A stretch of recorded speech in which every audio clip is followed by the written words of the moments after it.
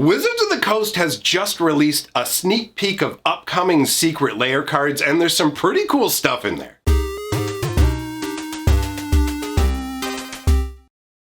Greetings, owners of fine luxury cardboard rectangles. We are here for one of my favorite types of videos where we get to talk about new stuff and new artwork. So, how does a sneak peek work? Because it's not a spoiler, it's not a leak. Well, how it works is we have been given a number of artist sketches. So these are going to be black and white concept sketches that can be fleshed out upon. Now, some of these, it's very clear what the cards are likely to be. There's one I can guarantee exactly what the card is. But you know what? Some of them, it's a little bit iffy. You could go, okay, I see where you're coming from, but it's most likely this card. And one of the cards we're going to look at, I have no clue exactly what it's supposed to be. So that's where you can weigh in and let me know what you think. So what I'm going to do is I'm going to put the sketches up one by one, show you the cards that they are most likely going to be, and we'll go over them. So we're going to start out with the concrete absolute one I know for sure, and that is Balthor. Okay, and this is actually an awesome version of Balthor. So I'm gonna put up the regular version of him as well, the original printing there. So you've got Balthor the Defiled. He's 2 black and 2 for a 2/2 zombie dwarf legend. His ability is all minions get +1/+1 and pay 3 black. Remove Balthor the Defiled from the game. Each player returns all black and red creature cards from his or her graveyard to play.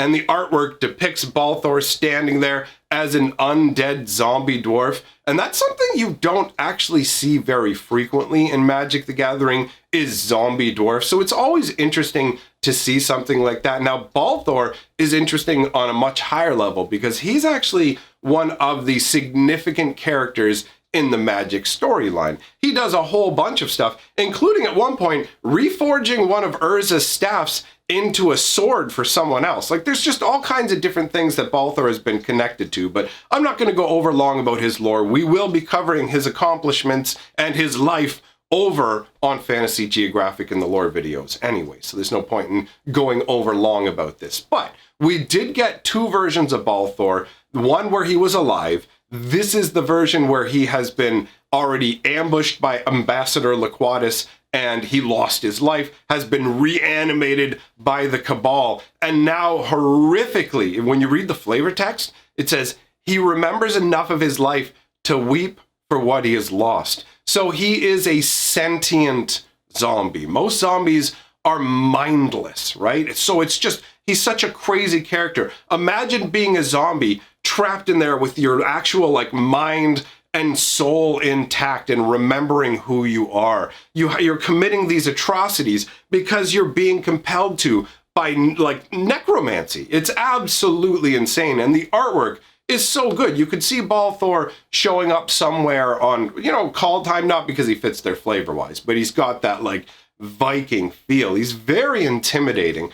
And I like the fact that there's a contrast between the 2 versions of the Balthor, because when you look at the sketch version, you can clearly see this is an undead dwarf at the head of an undead army. And when you look at his headpiece, the top of his helmet, that's where it's essentially becomes indisputable that this is Balthor being depicted, right? There's no way to interpret it as any other character. There's far too many parallels for this to be anyone else. This absolutely must be Balthor the Defiled. And I like the fact that in this sketch, he's charging forwards at the head of the army, whereas in the previous artwork, he's standing stock still. So it has 2 different kinds of energy. And I really actually enjoy the fact that Balthor randomly is coming back. It makes me wonder, what other cool old characters from Magic lore are we going to be getting back as cards? That's like, oh, super exciting to me. Now, let's move on to the next card we're going to talk about. Now, this one is not as automatically likely. Like, Balthor is a lock, right? This card we're looking at here is Spellskite, I believe, right? So Spellskite, if you don't know, is 2 colorless for a 0/4 artifact horror creature. It has the ability Phyrexian blue mana symbol. If you're not familiar with that symbol, that can either be paid with a blue mana or 2 life, which is part of the reason this card is so potent. And its ability is pay either a blue mana or 2 life, change a target of target spell or ability to Spellskite. So it can just draw spells towards it. So if it's something more important is going to get destroyed, the Spellskite can take the hit. And on top of that, it has 4 toughness, which means for things like burn spells, a lot of burn spells only do 3 damage, right? So the Spellskite can actually absorb that fairly easily. Now, there's only been 2 different artwork printings of Spellskite, and you'll notice that each iteration is essentially just a giant bulbous sphere-like body and then some little limbs, right? That's all they are. There's just like a big glowing, I guess, like, oh, look at me, pay attention to me, target style creature, right? So this, when we look at the sketch, again, this has a very similar vibe to me, right? It is essentially just a gigantic bulbous sack with some legs, a little like things protruding off of it. But otherwise, if you look at all 3 of these together, you could easily see that they are all the same creature, right? Now, this is one that I can't concretely say is Spellskite because we don't have anything as definitive as Balthor's helmet in this case, but I feel pretty comfortable pointing at that and going, looks like a Spellskite to me, right? So that's what I'm going with for this one.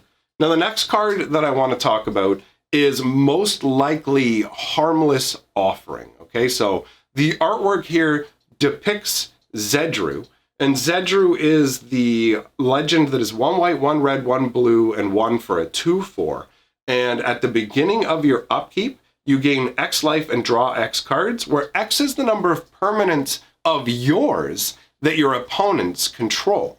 And when you spend 1 white, 1 red, and 1 blue, you can give 1 of your permanents to your opponent. So Zedru's a really, really weird and interesting commander to build around, where you're going to want to have permanents that you don't really want to have in the first place, or I guess just permanents where you get the ability from them and then they're essentially just useless on the board. So off you go, right? And the reward for giving your opponent cards is pretty sweet. Getting to gain life and draw extra cards, all those resources in a game of Commander, I guess normal Magic as well, but I mean, Zedru screams Commander. It's from a Commander deck, so obviously, right? So we know what Zedru's about. Zedru's about giving permanents to your opponent. Well, Harmless Offering, the card, is 1 red and 2 for a sorcery. Target opponent gains control of target permanent you control. So a very Zedru-oriented ability. Now, when you look at the artwork of Harmless Offering, you can see that it's the cutest little kitten. Look at that cute little guy. Even the flavor text says, such an adorable face. And I like the way it encapsulates the concept of it, where it's like, here you go, man. I got a kitty for you. It's like, it's harmless. What possible harm could come from taking this cute little kitty into your hands? And it's like, dude, we live in like worlds of magic and horror traversing the planes. There could be any kind of evil inside that cat. But admittedly, the cat doesn't have any kind of sinister vibe, but kind of the meeting place does, right? Like, if you notice, this is happening down, like, under a bridge, which gives it kind of a more seedy vibe, right? And so, when you look at the sketch, you can see what feels very reminiscent of this Harmless Offering artwork. You've got what looks, again, to be an under-the-bridge offering, but in this case, you have Zedru, and Zedru is holding out a little kitty, but the kitty this time has 1 eyeball, and that is very, very, very unsettling. It totally changes it from, like, this doesn't feel like very harmless to me. Look at what the cat has. There's something about the way that it looks. Obviously, it defies normal expectations, right? And it's got that like arcane vibe that makes it appear to be more than it is. Like maybe that cat knows more than it should. And just Zedru with the crazy goat head. Like if you look, you can tell that's Zedru, right? Look at the artwork on the card. Look at the artwork that's in the sketch. That's clearly Zedru. There's no real way to argue. No, it just happens to have like literally the exact same facial markings, the same twisted horns, and is about handing something over to your opponent. So, I mean, this comes across as most likely a new version of Harmless Offering for Zedru enthusiasts to use. Although theoretically, at this point, when it comes to secret layers, almost anything's possible, right? Because with the Walking Dead secret lair, we entered the realm where Wizards is allowed to make functionally unique cards for secret lairs. So bear in mind, I'm giving all of this information under the premise that these are all going to be reprints of pre-existing cards, but it is possible that they may actually just end up being new cards. But to me, this seems like a on-flavor Harmless Offering for Zedger enthusiasts, and I actually really like that concept. I really like the fact that the artwork is done in the same style as Harmless Offering. So even if it turns out to not be Harmless Offering, but it's some other sort of give your opponent a permanent style card or something like that, I still really like conceptually what they've done here. Now that leaves the final cards art. Now I don't actually have a really good guess for this one. When you take a look at the artwork, you can see there, it's like maybe like an orc or beast man, right? He has claws. He has claws on his fingers. All three versions. I assume this is three versions of the same guy, maybe in the throes of rage or pain. But he's got these claws on his hands. He's got pointy orc teeth. He's got this like armor. He's obviously from a somewhat civilized sort of group, but I don't know.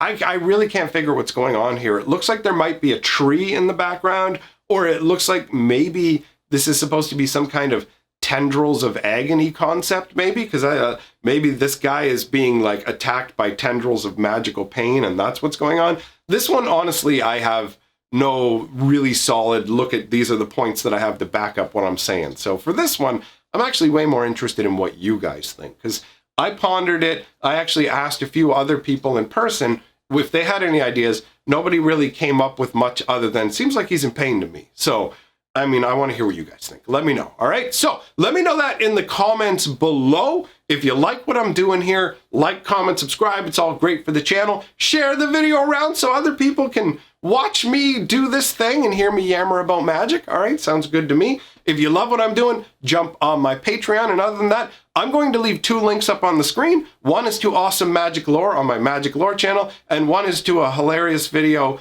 of me hating dragon fruit after trying it for the first time. So choose your destiny.